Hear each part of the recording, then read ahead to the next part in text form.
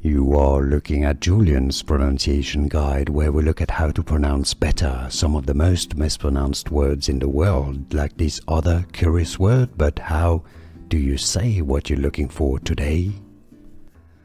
Let's learn once and for all how to pronounce correctly the name of this animal, this type of monkey. If you want to learn more, it's a primate, more vocabulary in English that is confusing. Stay tuned, you found the right channel. Two different ways of pronouncing it indeed. You've got Capuchin, Capuchin, with a ch sound.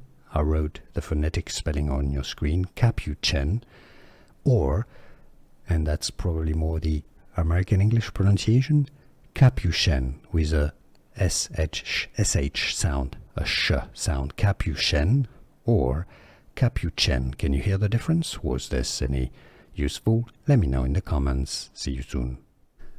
Here are more videos on how to pronounce more confusing words and names too many mispronounced. Like this video if you found it useful. I appreciate your support. I'll see you soon and thanks for watching.